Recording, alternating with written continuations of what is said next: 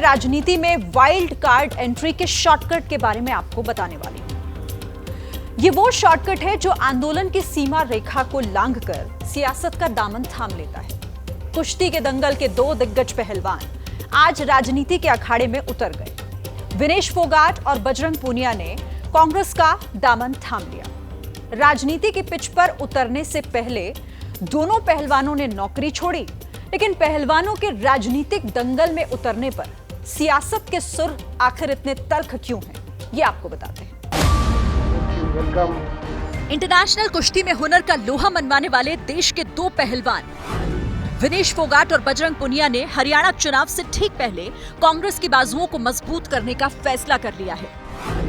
Wrestling और railway की नौकरी को भी नमस्कार करने के बाद विनेश और बजरंग नए कप्तान मल्लिकार्जुन खड़गे से मुलाकात करने पहुंचे और पार्टी में शामिल होने के बाद दोनों पहलवानों ने कांग्रेस में शामिल होने की वजह भी बताई। कांग्रेस पार्टी का मैं बहुत बहुत धन्यवाद करती हूं। मैं विश्वास दिलाती हूं पूरे देशवासियों को, जो मेहनत, जो लगन से हमने रेसलिंग में काम किया है, हम चाहते हैं कि देश के हर एक नागरिक को जो दर्द, जो तकलीफ हमने झेली है, खासकर महिलाओं के लिए, हर एक उस महिला के साथ में हम खड़े हैं जो अपने आप को लाचार, अपने आप को बेबस समझती है। जो अत्याचार बेटियों पे हुआ जंतर मंतर पे, उसके साथ सिर्फ बीजेपी पार्टी खड़ी हुई और सभी पार्टी हमारे साथ खड़ी थी। और जो भी आज हम इस पे कांग्रेस पार्टी में आए हैं, मैं धन्यवाद देता हूं सभी का। हम अपनी पूरी मेहनत, जितनी हमने कुश्ती में मेहनत की है, जितनी हमें किसान आंदोलन में मेहनत करी है। हरियाणा चुनाव से पहले दो पहलवानों को अपने पाले में करने के बाद कांग्रेस ने बताया कि विनेश और बजरंग पूनिया को राजनीति में वाइल्ड कार्ड एंट्री देने की वजह क्या रही। They are there with Kisans. They fought for Agniveer.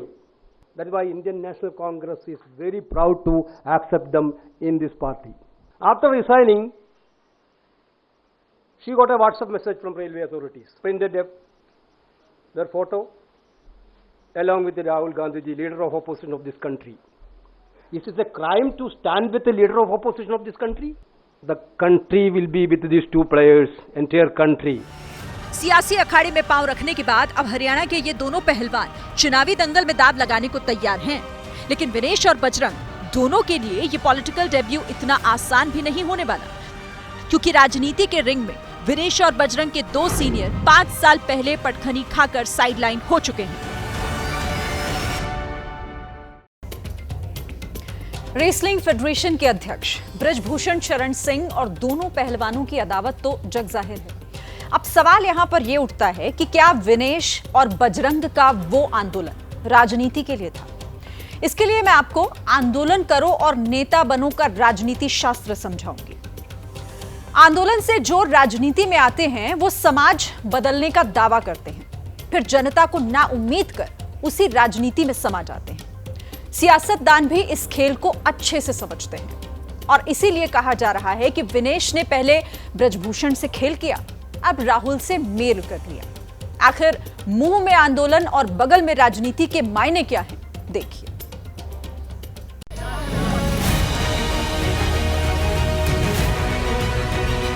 तो हम उनका लेके ही रहेंगे।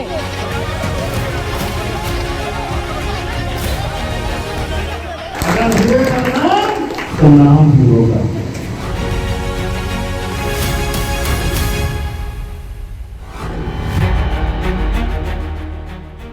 कुश्ती में विरोधी को पटखनी देना हो या जंतर मंतर पर महिला पहलवानों की लड़ाई, हर चुनौती के खिलाफ विनेश फोगाट और बजरंग हमेशा मजबूती से खड़े नजर आए। लेकिन पहलवानों की आवाज उठाने वाले इन दोनों चेहरों पर अखाड़े की मिट्टी की जगह राजनीति का चटक रंग चढ़ते ही विरोधी आईना लेकर सामने खड़े हो गए। कांग्रेस का पटका डालते ही विनेश और बजरंग ने नई टीम और नए कोच की तारीफ में जो कहा, पहले वो बातें सुनी। बोलते हैं ना कि बुरे टाइम में पता लगता है कि अपना कौन है। जब हम रोड पे घसीटे जा रहे थे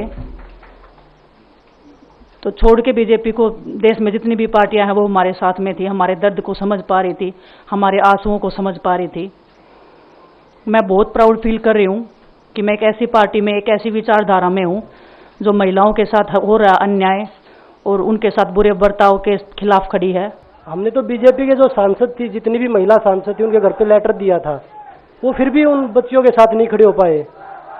कांग्रेस पार्टी तो बिना कुछ हमने इनको बताया, ये वहाँ पे हमारे साथ खड़े हुए।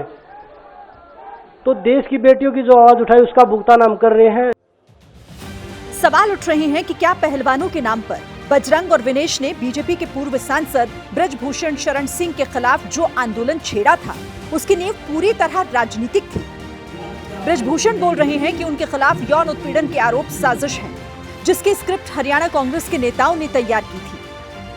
उनको जो बोलना था, आरोप लगा था, तब हमने बोल दिया था ये षड्यंत्र कांग्रेस का है, ये षड्यंत्र दीपेंद्र हुड्डा का है, ये षड्यंत्र भूपेंद्र हुड्डा का है।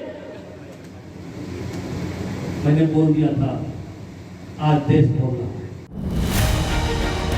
पहलवान साथियों के पॉलिटिक्स में जाने के बाद ओलंपिक विजेता और आंदोलन में शामिल रही साक्षी मलिक का कहना है कि उन्हें भी राजनीति का ऑफर मिला, लेकिन उनकी प्राथमिकता सियासत नहीं, सिर्फ खेल और खिलाड़ी है।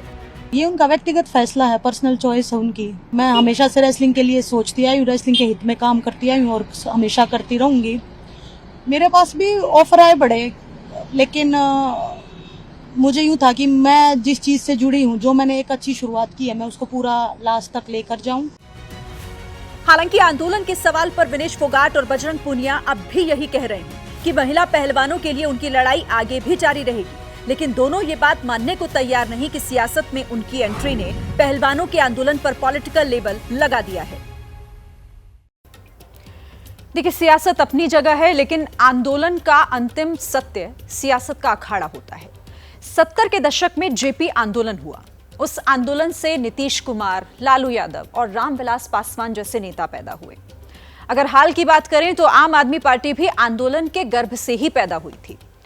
लेकिन जहां तक खिलाड़ियों का सवाल है, तो ना तो विनेश पहली ऐसी खिलाड़ी हैं जो पॉलिटिक्स में आई हैं, और ना आखिरी होंगी। क्रिकेट से लेकर हॉकी तक और शूटिंग से लेकर एथलीट भी स्पोर्ट्स को अलविदा कहकर सियासत का खेल खेलते आए हैं। कुछ तो ऐसे भी हैं जो पहले खेल से सियासत के मैदान पर आए और फिर वापस यू टर्न लेकर अपने प्रोफेशन में चले गए, और इसकी एक लंबी फहरिस्त भी है जो इस वक्त हम आपको दिखा रहे हैं।